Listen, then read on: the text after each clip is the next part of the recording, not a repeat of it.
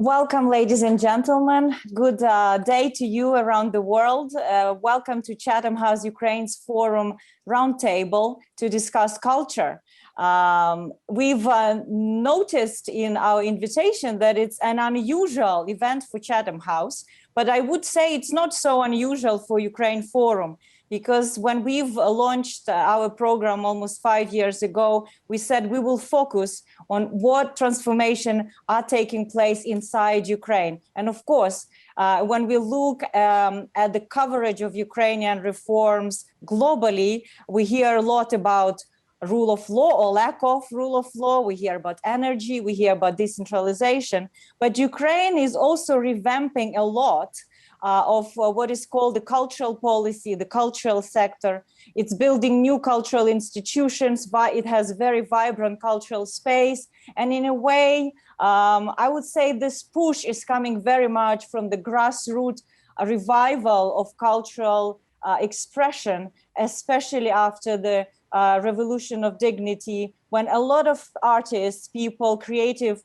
class felt a certain threat to Ukraine's identity and a certain compelling desire to express what it means to be Ukrainian through culinary arts, through fashion, through literature, through music, you name it. So it prompted us to take a closer look, and we wanted to see what changes is taking place since Euromaidan, what lessons actually can we learn from reforming of cultural institutions for general transformation in Ukraine. What was the role of Western partners in helping Ukraine to reform? And in general, we wanted to see what is the wider importance of culture for Ukraine in times of war and at times of nation building, where culture plays such an important role. So I have with me to discuss this fascinating issue, excellent panel.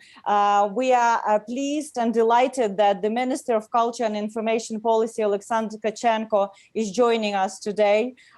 We also have the Nicholas Thomas, who is the head of British Council in Ukraine, and also joined by Marina Pesenti, who is an advisor to Ukrainian Institute and an author of a Chatham House paper on cultural transformation that we'll be discussing today. And last but not least, we have Yulia Sinkevych, who was the general producer of Odessa Film Festival till 2002 and co-founder of Ukrainian Film Academy. So as you see, we have an excellent group of experts to discuss, and I would like to start with opening a floor and giving an opportunity to the Minister of Culture and Information Policy, Alexander Tkachenko, who himself comes from the creative industry. For almost 11 years, he was the head of 1+1 Media Group. He's set up and developed a lot of media brands. He's a journalist in the past. So he is no outsider to both Ukrainian cultural scene and Ukrainian information policy. So we are really pleased you're with us, Alexander, and I would like now to pass the floor to you to give us your overview of how Ukraine's culture is changing, what is your policy priorities, and what is there for us to expect. Thank you very much. It's a pleasure to be with you today. I remember we met, I think, Orysia, a year and a half ago in London. So at least virtually we can talk.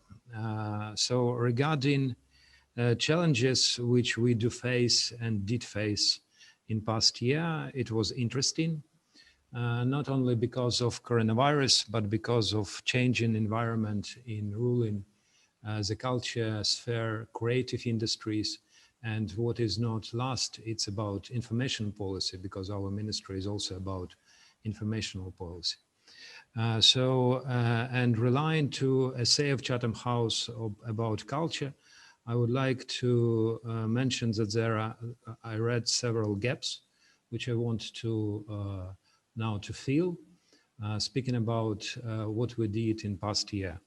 As soon as as I came to the ministry during the start of quarantine, we were focused on the issue how to help to survive culture, creative industries, media during this period of time. So we passed a special law which allowed us to start a system of institutional grants assistance to culture and creative industries, which never have been done in this country, and implemented it through the program of 1 billion hryvnia support, which came through directly ministry and also and mainly through Ukraine Culture Fund and Institute Book. We also adopted a new law which provides for creative industries and creative services instead of 20% VAT tax, 7% VAT tax. Which give a medium-term perspective of stability for these industries. We also did a lot through communication with our sphere, I mean all communities, all centers who helped us to identify specific problems during coronavirus time, and help us to build a new, I can say it's not finally strategy, it's strategic steps, which are designed to be fulfilled during next 3 years. Because in government, we finally changed the model of year-to-year planning, at least to 3 years planning, which provide us with more sustainability and more consistency in terms of that we can be more sure that these reforms will really continue, whatever political changes can happen. So for this, our perfect image, I can quote you, sounds like, we believe that Ukraine in 2030 is an active participant of the world cultural process and space for cooperation to implement bold ideas. Culture should be the basis and wealth of sustainable and united society, of free, responsible, creative and happy people. Therefore, the program is aimed at modernization and strengthening of the national cultural identity, expanding the availability and dissemination of the best practices of cultural involvement, forming an ecosystem of creativity and creative entrepreneurship, increasing the international attractiveness of tourism, creative industries, film industry and media, promotion of Ukraine in the world. So there are 3 main purposes and 11 different programs, which now in the discussion with Parliament and government. Purposes is preservation, protection, promotion of culture heritage and culture values of Ukrainian people, preservation of national memory and strengthen of cultural identity. For these purposes, we are planning during next 3 years to restore more than 150 culture heritage sites, create a national data infrastructure and electronic register of culture heritage, digitalization of museums and UNESCO World Heritage Sites, management system should be created. We look on restoration of culture heritage, not only on the purpose of help to preserve culture heritage, but makes them available for future generation in terms of modernization and putting on the touristic routes. And we believe that development of private-public partnership in this sphere is essential to be sure that we can guarantee sustainability of this effort. Another issue is creating conditions for the formation and secure national language and informational space, increasing the population ability to critically perceive information. We want to increase number of Ukrainians who speak Ukrainian. We want to be sure that people consider disinformation and know how to learn and use critical thinking in time of manipulation and fake news. For this purposes, we are starting next month a Center for Countering Disinformation. And we believe that together with media literacy program, it's essential in terms of responding to hybrid wars. Another purpose is formation of sustainable and comfortable ecosystem for creative potential of artist development, of creative and economic activities in the cultural and creative industries, including strengthening the international competitiveness of the film industry. In this area, we look on all spheres of creative industries as clusters. So, for example, if we do speak about film industry, we're speaking about strategy where we need to transform not only infrastructure or education, but also to develop our possibilities of co-production, inviting international players to film in Ukraine, increase at least in 3-4 years a number of those who are coming to Ukraine for $500 million. So to boost not only financing of local production, but to boost industry itself. So to make it more valued in 3 years' time. We're also looking to provide population with equality and affordable culture services and opportunities for creative self-realization. In this terms, we mean that we want to increase for particular number, and there are concrete KPIs of these numbers. I wouldn't bother you with figures right now, but if you do have question, I'll answer on it.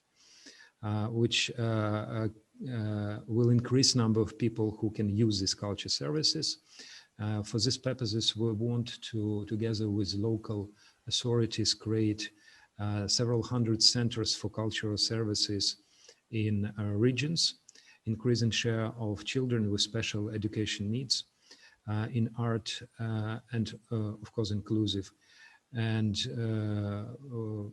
not last, it's about education, which we going not through our only schools and universities, but also through inviting of local communities to take part in our program, Cultural Leadership Academy.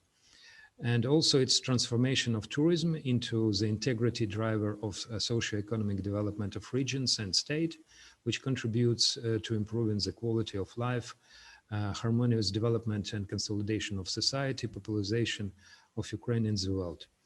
The potential of domestic tourism should be restored. Tourism register and tourism portal of Ukraine are going to be launched this year. Ukraine is a touristic center for Europe. Regional culture and touristic routes are going to be launched this year. So, and there are several projects. One, it's about travel and touristic magnates. Another, it's about cultural decentralization. Another one is about ecosystem of Ukrainian film industry, culture of creativity. There are several spheres where we also want to, in a new way, trying to support through grants and certificates creative industries. It's culture in digital environment, available reading, which also a sort of cluster of transformation of libraries and promotion of reading, memory and art. It's a museum supporting of activities, media literacy of the population and disinformation center and language units. That's shortly what we are going to do. Alexander, I couldn't believe that one ministry can actually handle all of this that you just described, because it touches the intersection of everything: education, economy, all wide humanitarian policy, and also regional development, decentralization. It's fascinating. I think you've outlined some of these themes that I'm sure the audience can jump in later on, and if they would like to discuss anything in detail. So thank you so much for giving that excellent overview. And now I would like to invite Nicholas Thomas, who is, as I've introduced, Director of British Council in Kyiv. Previously, Nicholas was mostly working in Asia, so he comes to Ukraine from an interesting perspective, as I am sure, that gives this comparative advantage of seeing a country that is in motion, that could, in a way, offer something to the world, and where British Council is playing a very strong role in a lot of these thematic areas that Minister has just outlined. So, Nicholas, for you to say a couple of words to us. Thank you, Orysia, and thank you also to Chatham House, and in fact, thank you for the whole Ukraine series, which is absolutely fantastic, especially for a newcomer to Ukraine like me, to get up to speed on the country. Yes, I mean, my professional life in the last 20 years has all been about Asia, so it's exciting and refreshing to come to Ukraine, and and one of the things that you notice, what I certainly noticed on first arrival, is really just how dynamic and diverse the cultural sector is here, and I think there's probably a broader message there that I think it's important that that's better understood in the UK. That there are, really good opportunities for more cultural engagement, actually, between UK and Ukraine. So that's probably the first thing to say. I mean, in terms of the British Council's work here over the past few years, it's worth saying that, following the Revolution of Dignity in 2014, we stepped up, like many other organisations, similar organisations, Goethe Institute and others, we significantly stepped up our resources and our programming in Ukraine. And really what we've tried to do over the past few years is to support the very rapidly emerging cultural and creative infrastructure here. So, and a lot of that I think is covered really well in Marina's report. And some of these new institutions that have emerged really quickly, the Ukrainian Cultural Foundation, the Ukrainian Institute, who are our counterparts essentially in Ukraine. And I think what we've tried to do is really to share UK best practice, to share UK expertise, to share networks as Ukraine decides how it wants to develop its ecosystem.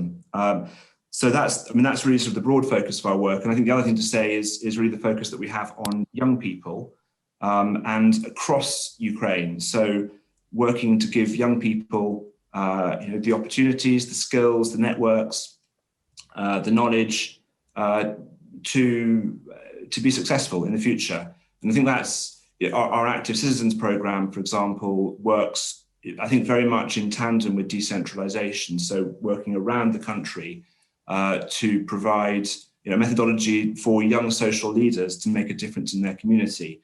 And I think that has all sorts of resonances also into the cultural sector. So that's just a bit about the British Council. But I mean, a huge thank you to Marina also for this new research, which I think is absolutely fascinating, both as a case study of how organizations like us can make a difference in contexts, like Ukraine over the last 7 years that are going through rapid transition and where there's instability. And so, the evidence base that we as an organization are always interested in, to develop how we approach those contexts. But I think second of all, I think Orysia, as you said in the very beginning, that the report is also a fantastic case study, I think, for a lot of places, for policymakers, for civil society, that they can look at and learn from. So I think there's a huge amount that Ukraine has gone through over the last 7 years that many countries can learn from. That's very well captured in that report. So, yes. So thank you, and I'll stop there for the moment. Thank you very much.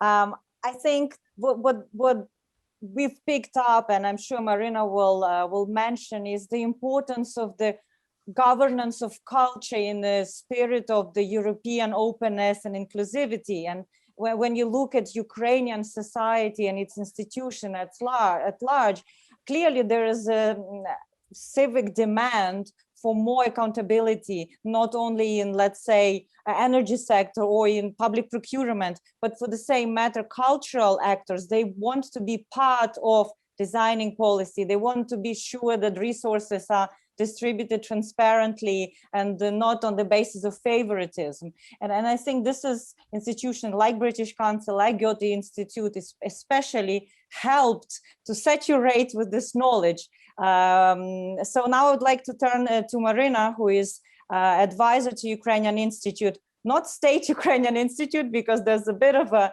same naming, but Ukrainian Institute London, that is affiliated with the Ukrainian Catholic University, that is an independently registered charity. And Marina has been leading that institute, actually kickstarting the institute as a registered charity from 2015 to 2020. She's launched several public diplomacy projects that in a way, at that time, before the State Ukrainian Institute was set up, filled in that important gap, especially here in the UK. And Marina is the author of the paper that the minister mentioned. It's available online. And me and Marina just co-authored the short expert comment, actually looking at how the work of British Council in Ukraine could be replicated in other places with this global ambition for the United Kingdom post-Brexit. Because we do see in the case of Ukraine how convergence of values, something I've talked about, is very useful for foreign policy, for global international order. So my colleagues will pop in the expert comment. I think it's already here, so you can take a look when you have a moment.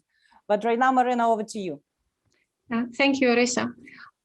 Indeed, Ukraine has experienced quite a significant cultural revival in recent years, and some of it trickled down outside of Ukraine and was presented to foreign audiences. But what has been truly remarkable in Ukraine's case, that it managed to completely overhaul its cultural policies and place it on irreversible path of changes. It's been mentioned by previous speakers that a whole bunch of new institutions have been set up, and this happened very, very quickly. Within the space of 2-3 years, they really gained up speed and reasserted their agency. And also it should be said that one of Ukraine's previously old-fashioned ministries, which used to be viewed with scorn by the Ukrainian artists and intellectuals, the Ministry of Culture and Information Policy, truly reformed itself in many, many areas, even though there are areas which still remain. But the fundamental achievement of the ministry is that it managed to bridge a gap between the creative community and the state bureaucrats, and finally showed that the state policies could be formulated in such a way that would contribute to the Ukrainian cultural development and cultural production. So this was really a bold step, that they delegated part of its powers and parts of it of its budget, and they there was a consensus reached to create a number of these new institutions which have a status of arm's length agencies, a little bit like British Council vis-a-vis British Foreign and Commonwealth Office. How did this come about? How did these revolutionary changes become possible?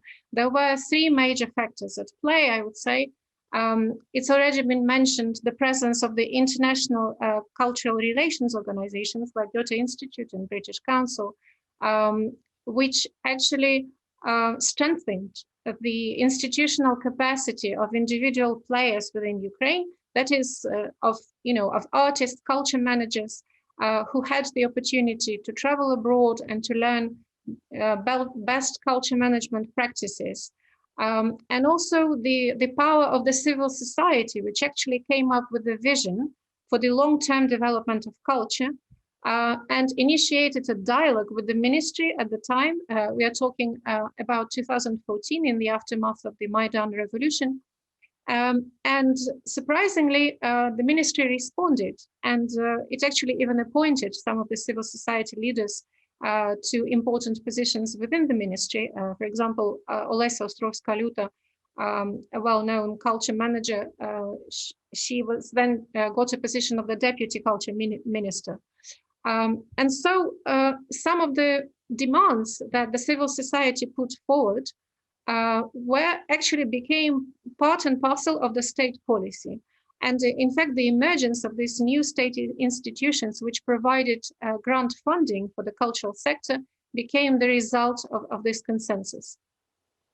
I also would like to mention that there was a considerable degree of political will at the time to implement these changes. There was a group of politicians in the Ukrainian parliament which drove the change. In fact, I would like to mention that Alexander Tkachenko, the minister himself, he headed the parliamentary group responsible for legislature in media and culture at the time. And so a number of very important legislative documents were promulgated, including the competitive selection of the management of the state cultural institutions. For example, also the law on funding for the filmmaking industry, which allowed co-production and which really contributed to the flourishing of the industry a few years down the line. And also the law on the Ukrainian Cultural Foundation, which was really a very big achievement. So these three factors, three group of players that I mentioned, were really important, indispensable in promoting this change. I also would like to say that international cultural organizations, apart from providing mobility opportunities and teaching project management skills to Ukrainian culture management, they also invested heavily into strengthening social capital in Ukraine. That in fact, a number of employees of these organizations then went on to lead the newly created institutions. The most obvious example is Yulia Sinkevych, who is now the executive director of the Ukrainian Cultural Foundation. She used to work for Goethe Institute and also for Creative Europe office in Ukraine. So this demonstrates the importance of leading by example and providing the templates which then could be followed and supported by these newly created institutions. I just would like to mention a few things about what exactly these new institutions do. Once again, I'd like to repeat, we talk about 4 new institutions. It's Ukrainian Cultural Foundation, Ukrainian Book Institute, Ukrainian State Film Agencies. These are the institutions which are affiliated with the Culture and Information Policy Ministry. And also we have dedicated institutions dedicated to cultural diplomacy abroad, promoting Ukraine's image abroad, which is the State Ukrainian Institute subordinated with the Ukrainian Foreign Ministry. So what's new with these institutions? It is the fact, and especially Ukrainian Cultural Foundation is the case in point, is that it provided a systemic state funding for the cultural and creative sector. And this was done according to very clear and transparent rules, and also with the heavy involvement of expertise from the sector. So Ukrainian Cultural Foundation has got 500 experts from the industry at the moment who evaluate and appraise the applications, and also that the setup prevents any political pressure and political influence on the experts and on the executive team of the ministry. Of course, it's not like a bed of roses always. There's always some, power game, and each of these institutions really has to reaffirm its agency. And in fact, this coming year probably will be a very crucial year for these institutions because their management is about to change. These institutions remain fragile, but they are hugely important for the sustainability of the Ukrainian cultural sector. I also would like to mention that the Ministry of Culture and Information Policy has taken quite a well-rounded view on approaching the ecosystem of culture in Ukraine. As the minister has mentioned, there are systemic attempts are now being made to reform the network of baseline cultural institutions in the regions. That's really an area which has been hugely neglected for many decades in Ukraine. We talk about village clubs, community culture centers, etc. And hopefully next year there will be an audit will be completed, which is now run by the ministry, which tries to take into account the needs of individual community and also giving a scope to the policies of decentralization in Ukraine, empowering local communities and helping them to decide on their needs with the support of the Culture Ministry and the Ministry of Regional Development, how to support their community and what the setup should be for them. Now, what I would like to mention now, moving a little bit away from the institutional setup and talking about the real fruits of these new policies and what is this cultural revival in Ukraine and what are the lines along which it is taking place. It's been mentioned in my paper, and I think it's also pretty much on the surface that this intense cultural processes and intense cultural production which takes place in Ukraine right now, it has a very large impact on the development of Ukrainian identity. One should not assume that this cultural revival is entirely due to state support, which now the industry enjoys. It should also be seen in the context of the Russian aggression against Ukraine, when Ukrainian creative and intellectual sector had felt like it had to express itself. It really spurred this very intense processes of reappraisal of Ukraine's identity, understanding what it really means as there's a war going on in the east of Ukraine. Ukraine lost Crimea as well. So it led to this massive rethinking what Ukrainian identity actually means in Ukraine at the moment. And this resulted in a huge number of creative work, theater plays, visual work, music, literature, and also it also spurred a very high levels of cultural consumptions previously unseen in Ukraine. So there are like really big literature festivals taking place, theater festivals, and also what's important that it's spreading to the regions, because previously it used to be really focused on Kiev, and now lots of Ukrainian regions are rediscovering their local histories, local identities, and also there's a growing demand for understanding for the other cultures and their place in the mosaic of Ukrainian identity, which many people say is now like civic Ukrainian identity. For example, the role of Crimean Tatar culture and history, Jewish history in Ukraine, also Russian language literature, for example, in Ukraine. So these are the discussions which are very much alive in Ukraine at the moment. And even what is even more important than a lot of these processes are driven thanks to the state support. I also would like to say that in this process of identity building, different state institutions adopted different instruments and approaches towards the policy of identity. And in the early years after Euromaidan, maybe some of you recall, Ukraine had to resort to very drastic steps, which are sometimes seen in the light of securitization of identity. That is seeing some of the Russian cultural products as a direct threat to Ukrainian identity and Ukrainian even territorial integrity, because Ukraine used to be a place where Russian cultural products really enjoyed, it was a huge market and they enjoyed unlimited access to this market. So these steps involved banning some of the Russian TV channels, some of the Russian TV series, some of the books as well.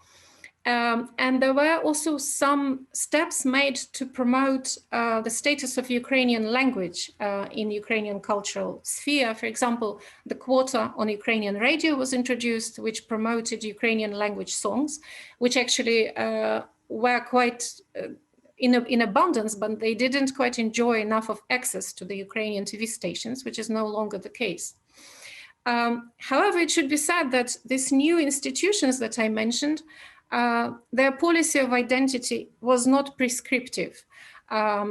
They actually, for example, one of the statutory documents of the Ukrainian Cultural Foundation says that the institution stands for innovative cultural products and for intercultural dialogue. So we cannot really say that this was a prescriptive policy to develop Ukrainian identity along certain ethnic lines. it was rather delegating it to the grassroots, to the creative and arts community to decide themselves what this identity should actually be. Marina, if you can just please wrap up. Yes, and the very final point that I would like to say that the identity policy in Ukraine is still something that is in flux. The change of the political leadership and the arrival of President Zelensky shifted a little bit the focus, and the new leadership underlined that they are less interested in the policies of identity and memory, and the approach towards culture moved a little bit in the direction of culture being seen more as a commercial activity, possibly as entertainment. As President Zelensky himself, he's a former comedian and somebody who is well known in filmmaking, entertainment type television and film products.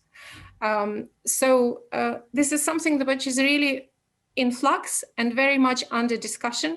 However, the pluralism of the Ukrainian cultural scene allows for different interpretations of identity and also different interpretations what the culture actually is. Thank you. Thank you so much, Marina. And I'm really happy that we have Yulia Sinkevych with us, because film industry, film sector popped up several times in the minister's introductory speech, and you spoke about the new film institute as an institution, but also film is one of the most important mediums, I think, in the times of kind of a digital culture that really tells the stories of peoplehood through a very accessible medium. And I think Yulia will bring us that perspective of perhaps saying how the industry responded to what was happening in Ukrainian society, and also how it is developing and what future it sees, because, you know, I think Ukrainian film is a bit of a lost gem when you think about Dovzhenko's legacy, the studio that is in Kiev to today. I think European and international audiences are missing a lot in Ukrainian film industry being cut off from the European context for quite some time, and also for the lack of funding. So Yulia, you have an amazing experience putting together Odessa Film Festival, which was one of the largest film festivals in Ukraine, and having an international also dimension. So please, over to you. Thank you very much, Orysia. Hello, everyone. Thank you for inviting me to take part in this panel. I read a paper by Marina very attentively, and actually Marina interviewed me a couple of times during the preparation of it. I say that this is a tremendous work. I came to the film industry in 2010, which was exactly the same time when, which marks the new sort of starting point for Ukrainian film industry, because before that, basically nothing was really happening. Some occasional successes of some occasional films, privately financed mostly, very seldom premiering at international film festivals, so it was not systematic support. So in 2010, back in times of Yanukovych, and this is maybe surprising for many people, but it was a priority. It was set as a priority to support film industry as one of the sectors of culture which has to be supported the most in those times. So of course we have now 10 years since then, and we can tell that the film sector developed hugely because first of all, we have to remember several things. When you look back at these 10 years, there were several political collapses and crises, and it was developing film sector quite often against all odds, not so much thanks to, but still having a systematic financial support played a huge role, because we all know that film production is very expensive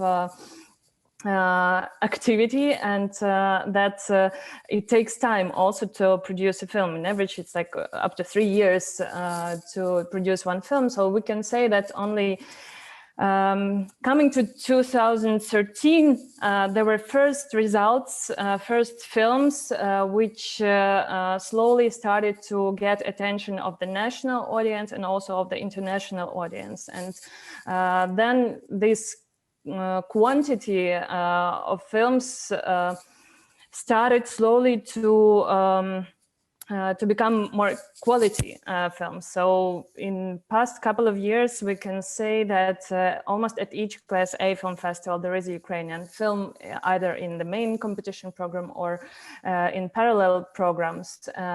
But what happened is, of course, that the lack of proper film education in Ukraine, because this system was completely destroyed.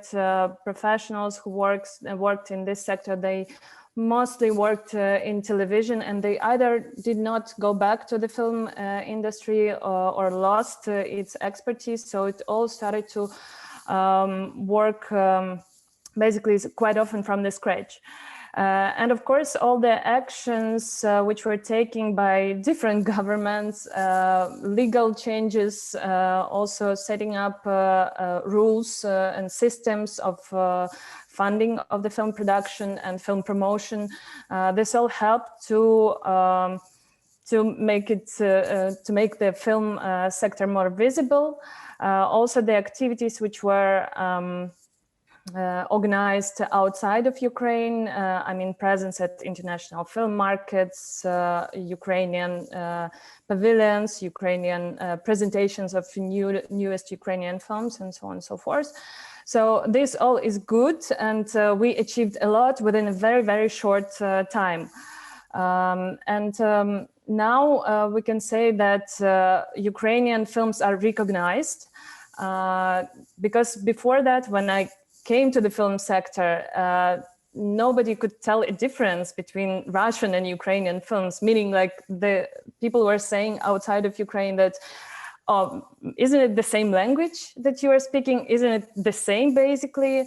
But this was not true, and it was very sad to realize that we don't have our own national films we can be proud of, a part of those older and known masterpieces of those times.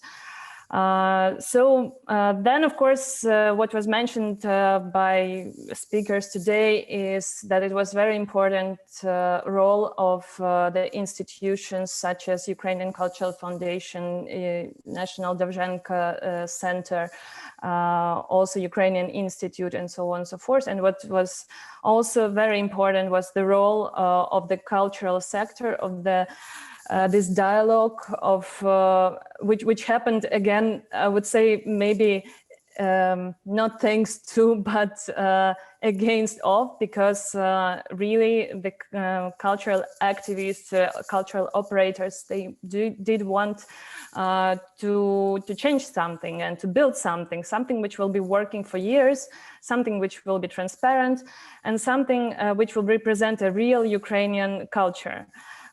Because again, before that, the culture in Ukraine was kind of lived in two parallel realities. There was sort of an official culture and a real contemporary cultural activities, projects, and so on and so forth, which promoted Ukraine much better within the national audience and outside of Ukraine than this official culture. So there was the need to establish the support and the dialogue between these two worlds. And that's what happened. And it is very important to highlight the role of the management of those institutions, the leaders who most of them or all of them maybe came from the private sector into to the state service, which is a big shift and big difference when you look at the workflow and the framework you always have to be aware of. They played a huge role. They had the trust of the sector, they had the knowledge, they had best practices, they learned in their work and experience before.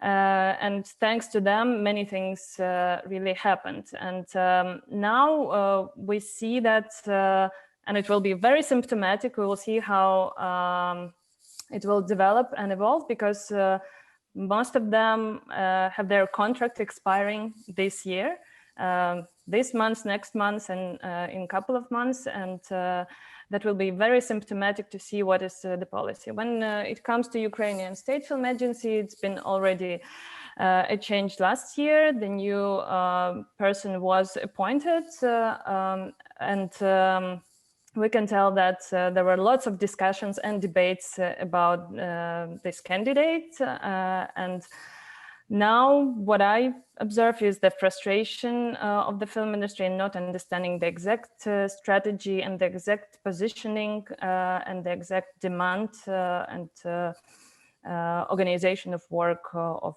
Ukrainian State Film Agency. Also, my foreign partners are quite concerned about absence of Ukraine at the international virtual film markets, which is not happening. Yes, of course, pandemic played a huge role for such a fragile cultural scene as ours.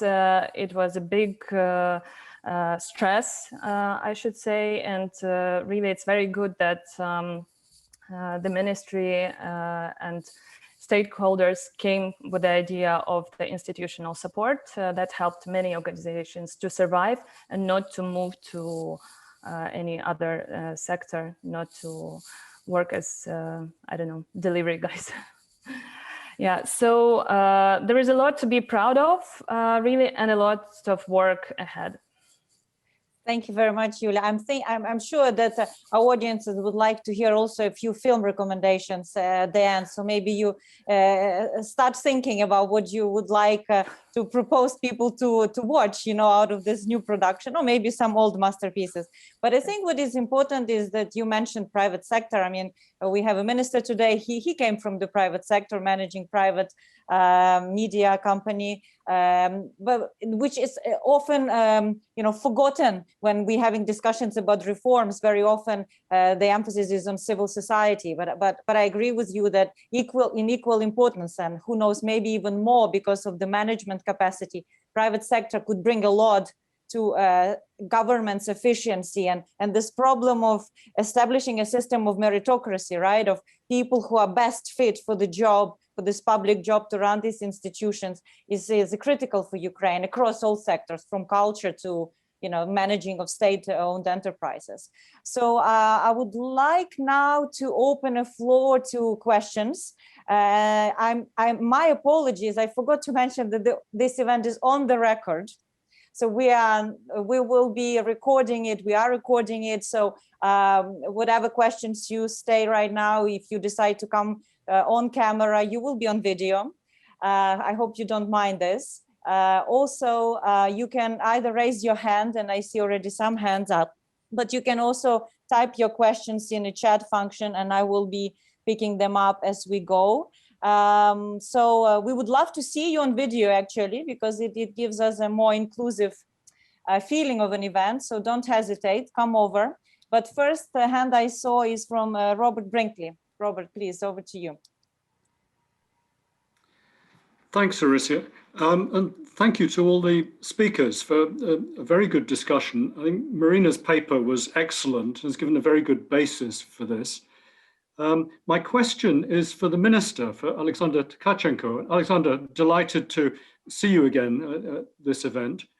You talked about planning over a horizon of 3 years or so, rather than just 1 year budgeting, which must be good for all the cultural sector to have some stability and predictability about funding.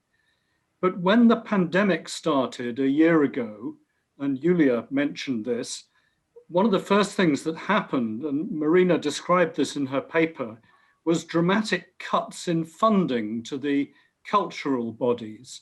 So I'd like to hear from the Minister what can be done looking forward to try and ensure that funding for the cultural sector is more stable and predictable.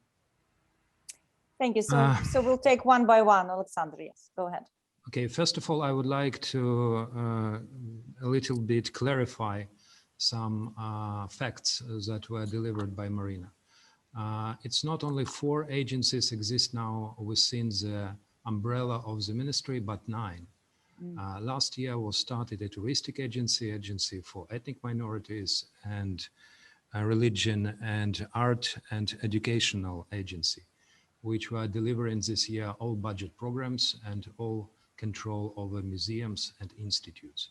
In April will be started culture heritage service and also inspection for services.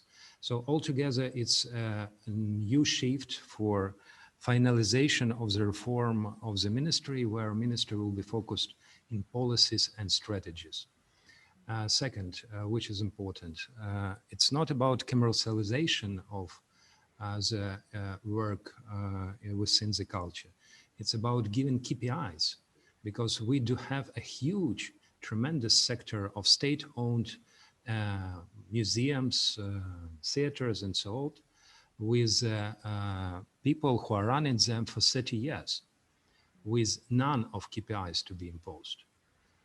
And we're speaking about bringing management quality to those who are running these institutions.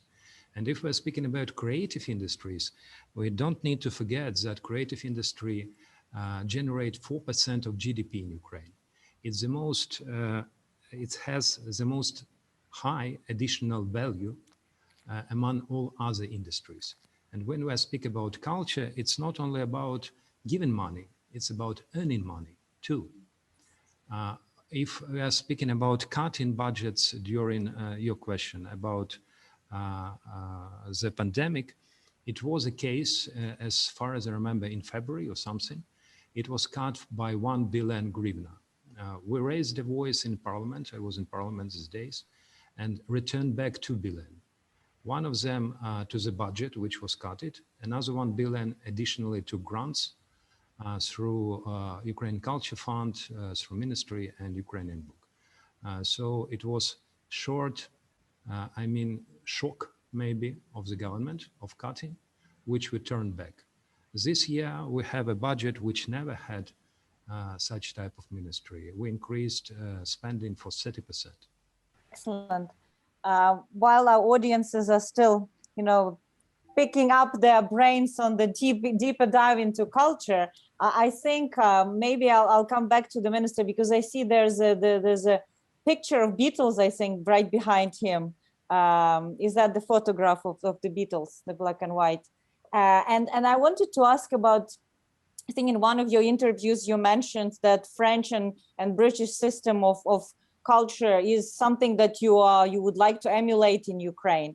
But maybe because this is mostly audiences from the UK, what it is that is appealing to you in the way cultural sector is organized and managed here, that you would like to see more happening in Ukraine? British model of running this fair looks ideal. It's quite close to that what we are now finishing in Ukraine, but British way of running culture, creative industries is also sort of unique because it's international market. It has international market. It has a huge tradition of supervisory boards, which are running institutions, which we do not have and which we'll try to pilot in this year in some institutions before we're going to change legislation. So we're trying to combine two traditions, one British, one French. French in terms of raising the weight of culture and creative industry within the not only political minds around, but also in the society too. Because only with raising the weight and understanding that culture is everywhere, it unites really people despite all the diversity, that in diversity is real strength for this country, which can bring additional investment, not only to culture, not only from state, but also from private sector. Thank you very much. Very interesting. And you also mentioned the role of culture in bringing this unity of Ukrainian nation.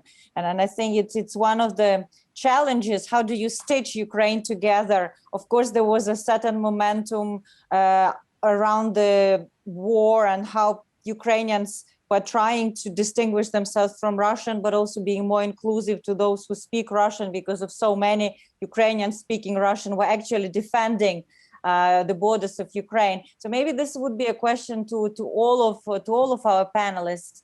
Do you see Ukrainian culture creating these uniting narratives, and where maybe you have some examples of how culture could be a good medium? Because of course it speaks more directly to a heart and mind of people rather than some kind of propaganda style policy, if you want. Is there any, maybe your favorite cultural product that is serving this purpose? Anything that comes to your mind? I don't know who wants to start. Maybe Marina has seen something in her research. Yulia, the minister, would you be able to give some of those examples for us to understand in a tangible way? How is that possible? If you allow me, I quickly will respond, but not with an example. We are finishing since the idea of creating the disinformation center. When we're discussing with different communities, what does mean Ukrainian narratives? We definitely do know what doesn't mean Russian narratives and Russian propaganda, because they have anti-narratives about Ukraine too. But we only identifying Ukrainian narratives, which should be positive and which should be visible and acceptable by the majority of people. That's the task. Yeah, you've mentioned about the freedom, responsibility, and happiness.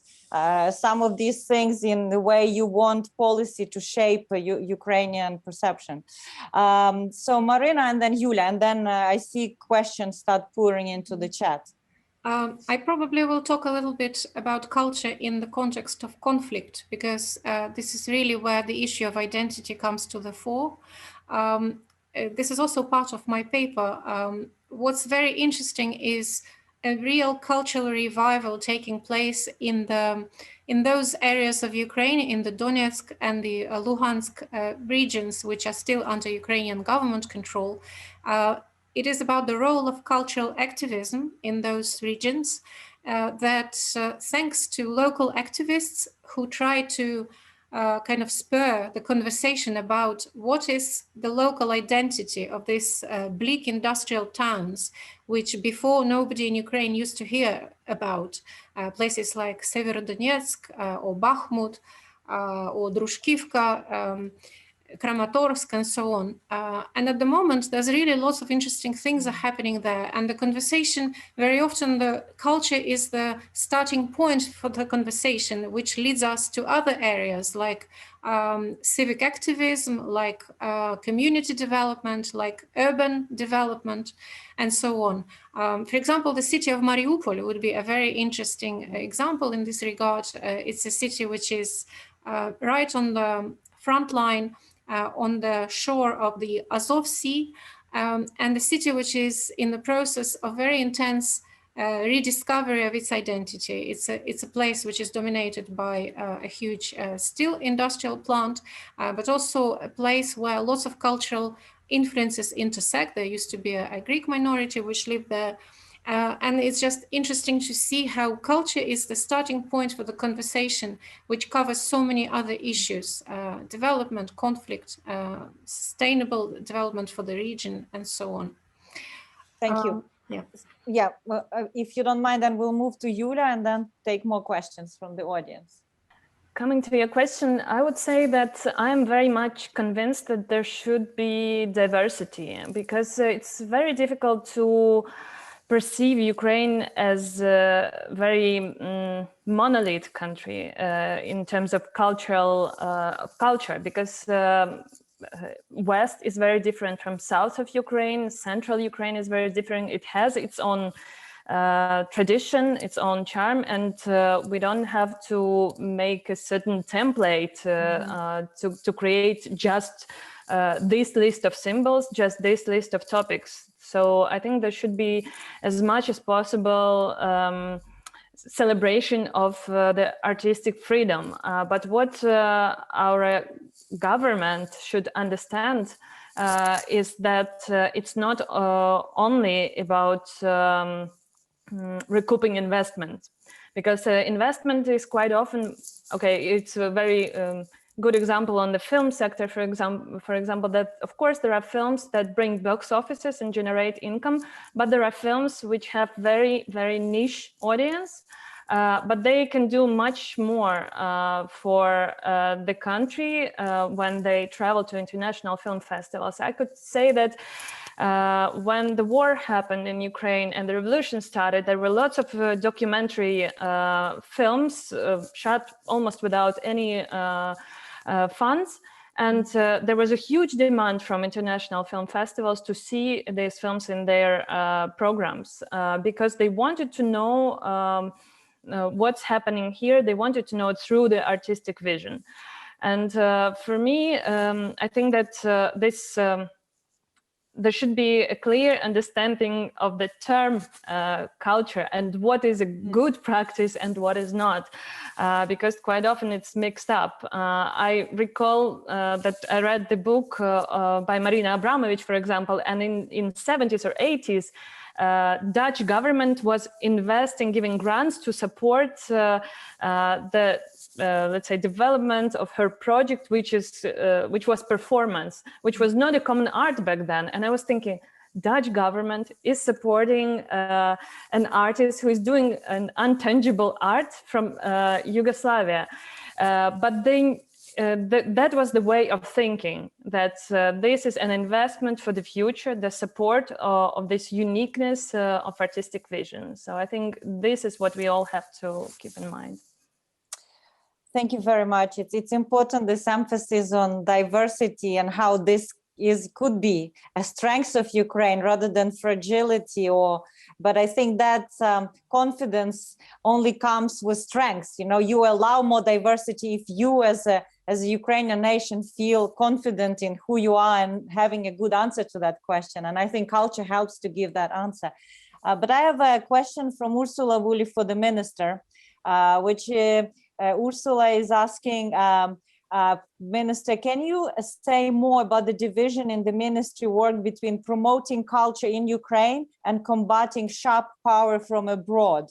Meaning, I guess, disinformation and weaponization of some of the culture and Ukrainian parts of Ukrainian identity by Russians who are in a way absorbing part of Ukrainian identity into their own.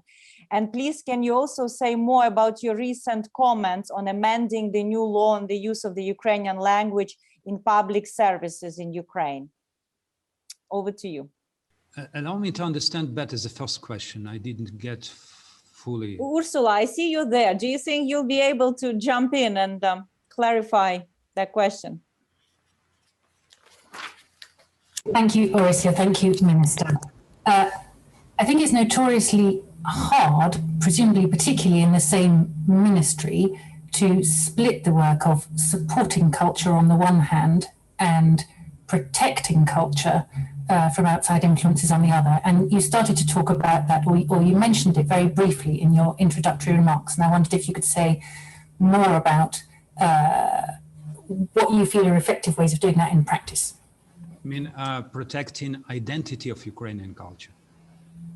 No, just protecting the production of Ukrainian culture. I guess the identity of it. It's not a choice. It's either not a challenge. It's the need to either from one side to protect, from another side to assist, and from another side to push ahead to develop. And we're trying to find ways and possibilities how to do all these three directions. In terms of if I understand you properly, resistance to Russian aggression and to protect identity of Ukrainian culture. We can do it only if we promote the best examples of both artistic, for example, cinemas and successful commercial cinemas, which going to be done in Ukrainian, by Ukrainian authors and with Ukrainian characters and identity of Ukraine. If we speak about, you mentioned a second question about the language. Language law. The language law is facing now interesting period. Since this year, it is allowed to issue some penalties for companies, not individuals, who are providing different type of public services in restaurants or hotels. And there are already some cases which, from my understanding, can provoke further escalation of this discussion about language, which I definitely want to avoid, because I'm in favor of лагідна українізація, how to say it? Soft Ukrainization. Soft. Лагідно звучить краще. Звичайно. Soft Ukrainization, because only with promotion and given a possibility to learn Ukrainian, to give some benefits from learning Ukrainian, we can later on start these penalties, because otherwise, especially in South and East regions, and especially for older generation, which for a long period of time were practicing Russian, it could provoke, unfortunately, and definitely will be provoked by Russians, some cases which will raise once again a question about language, which I don't want to raise.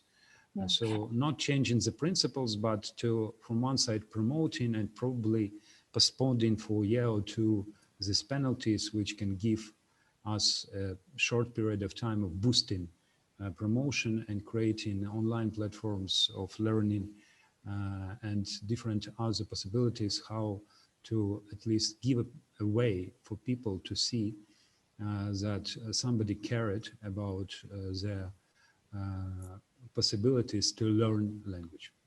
And this is just to clarify for our audiences, this is the penalties could be in place when the customer, if the first language of greeting the customer should be Ukrainian, and if the customer switches to, let's say, Russian or Tatar or Greek, then the service industry has also switched, but the penalties are for not servicing the first language of greetings, which is Ukrainian, correct?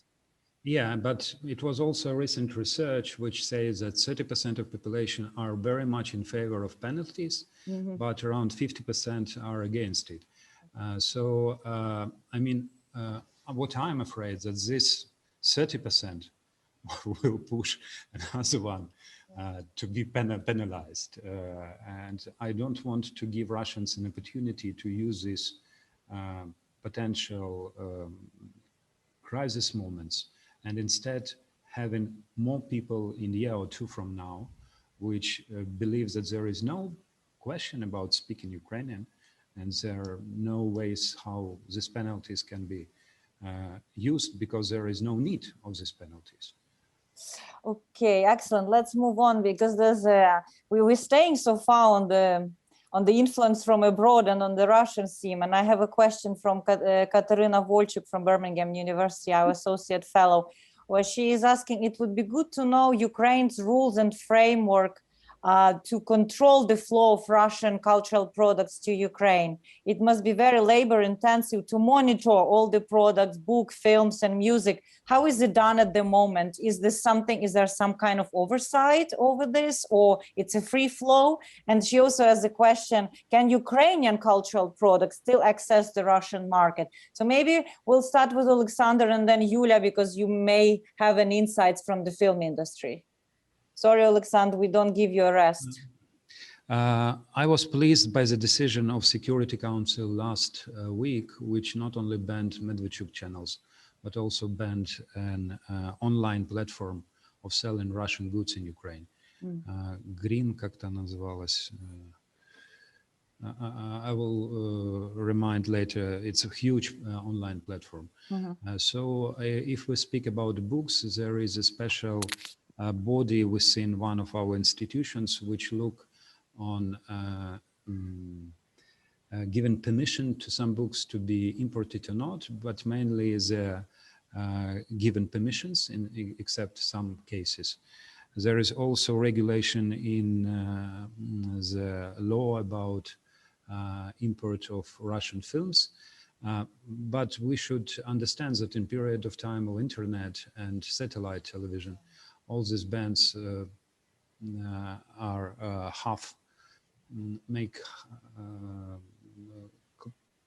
half result, or it's not really influence the tastes of audience. And if we look to the Google requests, top 10 requests in music are Russian music. If we speak about watching television, especially in South regions, 30 to 35% are watching Russian television. So, of course, we should not forget about piracy, which is still a big question. And this is a challenge. And this is a challenge to produce so powerful Ukrainian product, not only fighting with Russian propaganda, but also producing instead and producing in co-production, mainly with Western partners, I mean, European Americans, which can also give us a market abroad. Mm-hmm. Okay, Yulia, would you like to add something? I was also wondering how it is functioning. I mean, I only know everything what Mr. Minister said, but also I know that when you apply, for example, for state funding and then you report, then you have to provide the information that you don't have a Russian citizen in your crew, for example. And during the competition for patriotic films, for getting the state support for patriotic films, there was even a line saying that I do declare that there is no one in the crew who has a Russian passport. Mm-hmm. But that's true that this ban concerns those who need the license or permission for distribution of the film or TV program, etc., etc. Then in the internet, basically you can do, you can find anything and you can watch it. No, yeah. But we are discussing now media law, mm-hmm. which will regulate, for example, Russian OTT platforms. Mm. There is a joint understanding of all stakeholders what we'll do, but I will not tell now. Yeah, it's in a way what you mentioned with the ban of the Russian proxy channels in Ukraine. They may be banned from the broadcast, but are they still on YouTube and other platforms? No, the OTT platforms, Russians are still present in Ukraine. Yeah. So you have to adapt to digital reality. You cannot kind of use the 20th century tools to address the challenges of the today. And there's a question from Alistair Holloway, specifically on the film industry. Is Ukraine promoting itself to foreign film productions to bring in overseas money? Something the minister mentioned, it's a goal to create this cluster. He says, I know, for example, Toronto brought in a lot of funding by being a film set pretending to be New York. So I wonder what we can pretend in Ukraine. Maybe Lviv can pretend to be Prague, and Kyiv in some places can pretend to be Moscow even, you know, if you go a bit on the outskirts of the city center. But Yulia, do you know any specific information on that? Yeah, of course, we can be anything of the above mentioned, actually. And you are right, actually, before and in some years ago, Moscow was shut in Kyiv and in Ukraine. In Kharkiv is good location. Yeah, actually, Ukraine is very attractive film destination because there are different landscapes. We have mountains, we have the sea, we have urban landscape, we have big cities and also villages, fields, so whatever you need for this. And within the new law of the support of the film production, there are cash rebates, which were introduced just recently and already started to operate. And this what attracts foreign productions to Ukraine. But of course, there is still a long way to go in terms of providing the quality service. And there are also some bureaucratic issues when you have to do all the paperwork and so on. But still, we have very professional crews. There are some, and they can provide very relatively not expensive service, but on a very good level. Well, let's hope we'll see. I can only add that due to cash rebate system and due to increasing number of some infrastructure projects. There are already some cases how French Netflix and Canal Plus started to film here in Ukraine. And there are, of course, in place Canadian-Ukrainian agreement about joint audiovisual production. So there is a promotion, and even despite coronavirus, we managed to have a clause in these rules that filming is allowed, and it was allowed even in red zones.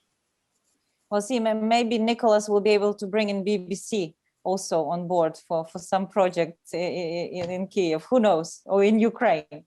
Maybe it gives some ideas what we are discussing today. I have one question that we have received in, Andrew, would you like to ask a question? I see your hand, I don't know if. My name is Andrew Wood, I'm with Chatham House. I used to be ambassador in Moscow and also ambassador in Belgrade. And the first time I went to Belgrade, from having spent several years in Russia, I was very struck by the difference in the literature that they had in Yugoslavia and the strength of the appeal that had to people living there. All the conversation so far has been about what I might think of the more public arts and the influence of films and television and so on, which is natural. But I wondered how, whether there was a development in the literature of Ukraine, which is beginning to express and enshrine the Ukrainian ideas more than they were before. Obviously, in times of Soviet rule, it was a very different situation, but I think that's a very important issue. And to a degree, painting is also very important, but we haven't heard anything about that. Yeah, I can tell you that. Alexander, sorry to interrupt. I just want to give an interesting statistics because I was looking at the number of new titles published, for example, in Ukraine. Of course, it's purely numeric, but just to give you an idea. So in 2018, we had 20,000 new titles published in Ukraine, 36,000 in Poland, and 82,000 in France. I'm not including numbers from the UK because it's a real global English language market. It's almost 200,000 in the UK.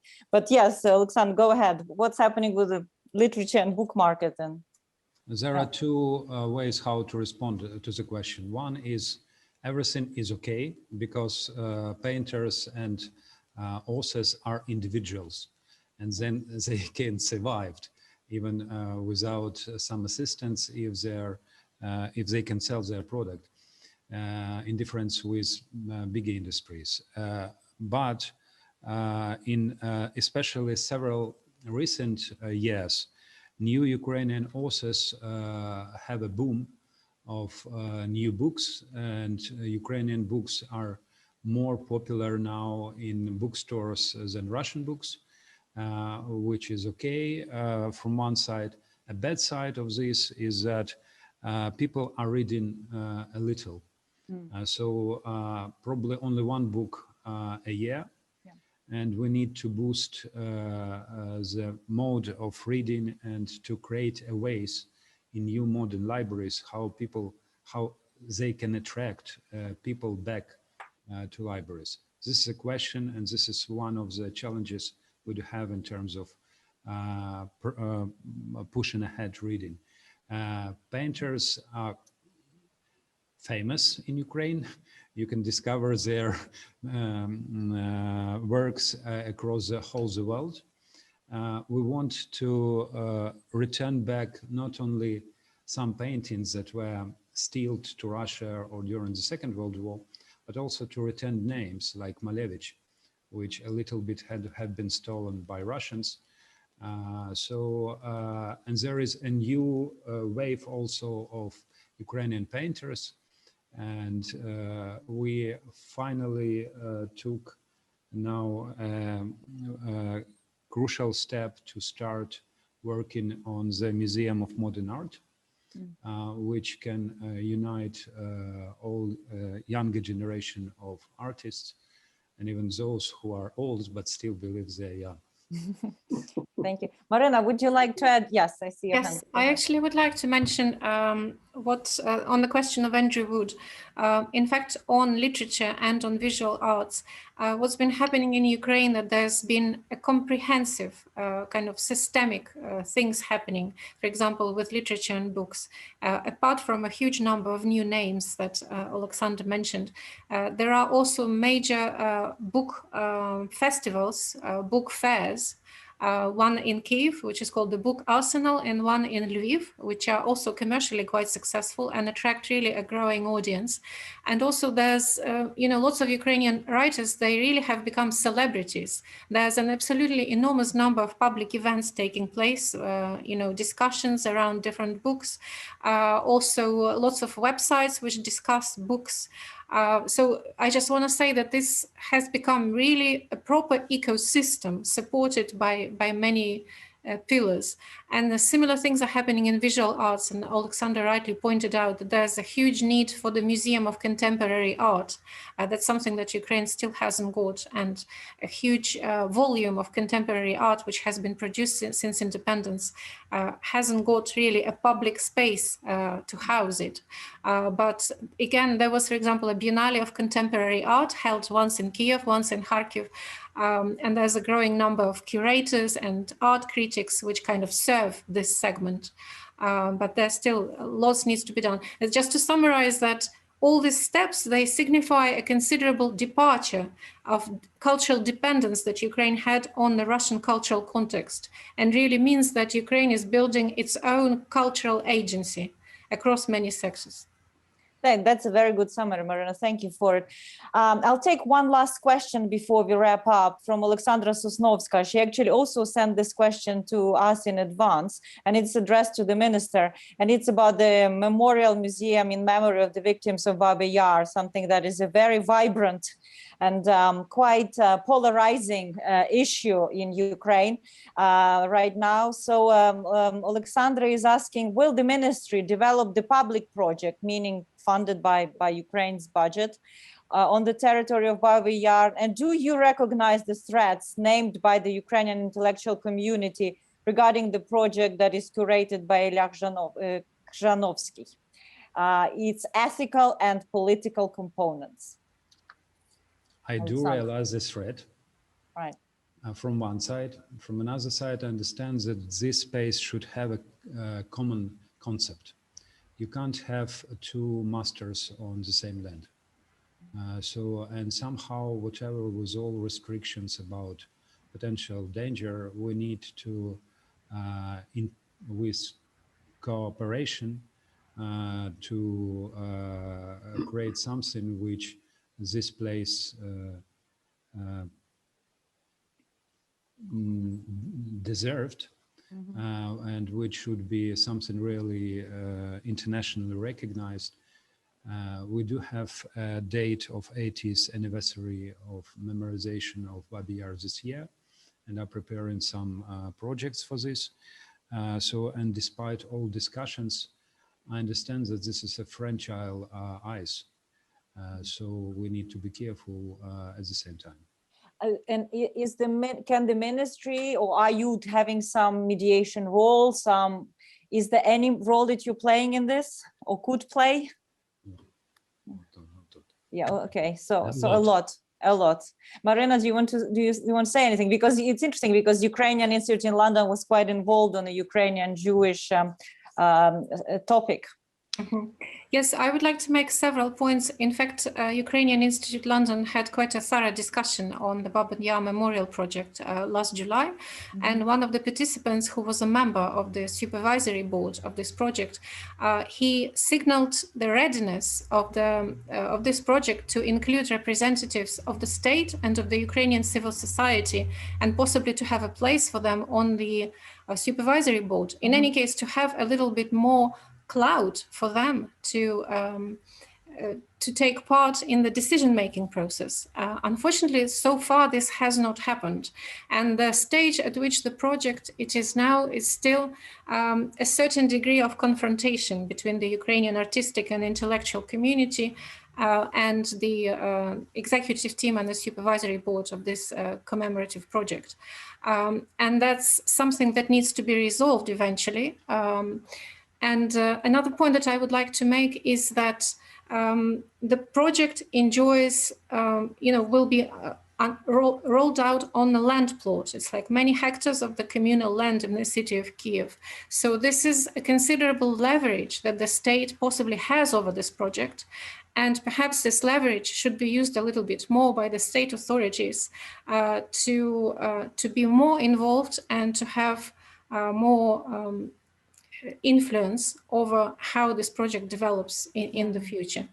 Yes, it would be a pity that the important work that should be done over reassessing and commemorating the trauma turns into a new trauma, right? I mean, that is something that we would be great to avoid. So we have 1 minute really to finish up, and I know the minister has to leave sharp in a few minutes. So because we were talking about culture, and I think it's Ukraine remains one of the least discovered European cultures. Maybe each of you can say 1 or 2 things for our participants if they would like, if you've sparked their interest after today's discussion to learn more about Ukrainian culture. What should they, where they should go? What should they look? Maybe we start with Yulia. Well, what are your recommendations? In older times, a couple of months ago, I would definitely recommend to go and visit Odessa International Film Festival, which is the place to discover talents. But I think there are many great cultural events that really open cultural scene in Ukraine, and some were already mentioned. It's the book fairs, these film festivals like Odessa or Molodist Film Festival or Doku Days UA Film Festival, and watch Ukrainian films. You told me in the beginning to think of those, and I know that there was a great initiative like a week of Ukrainian films. It was online last year already, but they had a great selection, and I do recommend you to watch a couple of those. One is Homeward by Nariman Aliyev, it was in Cannes. Bad Roads by Natalia Varashbit, My Thoughts Are Silent by Antonio Lukic, and a documentary film by Irina Tsilik, The Earth is Blue as an Orange, which won Sundance last year. These are the films that will show you the level of talents and the topics Ukraine is thinking of and working on. Thank you very much, Yulia. Marina. I just would like to take to say 2 things. That I'm really looking forward to this new state program in support of the Ukrainian heritage sites, because that's also something that has been neglected for a very, very long time. And I really hope that this will be something that will take off, and the state will develop, the capacity to manage the money and also to uncover huge potential, also tourist potential of Ukraine. And I also would like to say that there's a growing number of very good quality online resources about Ukrainian culture, which also became available thanks to the support of the State Ukrainian Institute, which promotes Ukrainian culture abroad. And I would strongly recommend to check material that the State Ukrainian Institute publishes, also the material of Ukrainian Institute London, of which I'm very happy to be an advisor, material of the Harvard Ukrainian Studies Center, Cambridge Ukrainian Studies. There's a number of platforms which produces really quality material about Ukrainian history, culture. Mm-hmm. Yeah, I've noticed these short videos about Lesa Ukrainka, and I think it was about Shevchenko in English that was funded by Ukrainian Institute, short videos explaining these big literary figures. Alexander, final word to you. During this year, not now, but you will click on the website of the ministry and you will see all possibilities that, or all heritage that we do have. All films were produced by state, by state money, all museum funds, some theater performance, and so on. You will also have, during this year, a map of touristic routes, which we created. So we'll be able to understand where to go and what to see. You will have mapping of Ukrainian crafts. You will have register of Ukrainian heritage. So during this year, meanwhile, You can watch with English subtitles, I believe, and new series which were created by young Ukrainian filmmakers. I think in English it should be Flash, Spalach. It's about Ukrainian culture. It's 4 series about different spheres, but it's interesting too. It's really helpful to understand the modern trends. Great. Maybe we'll do a short list of all these great things you've advised and send it if you think that would be useful to have it all handy. You know what? It's been great talk about culture. I wish we could do it more. Maybe we should do another series specifically focused on special industries. But meanwhile, ladies and gentlemen, you don't need a visa to visit Ukraine. Start planning your online trips to discover Ukraine, but also to discover its culture. And if you have any questions after this conversation, don't hesitate to contact us directly. We are here for you. And thank you so much, Alexander, Marina, Yulia. It's been fascinating. Good luck with everything. Stay well and see you at our next discussions. Thank you for your time.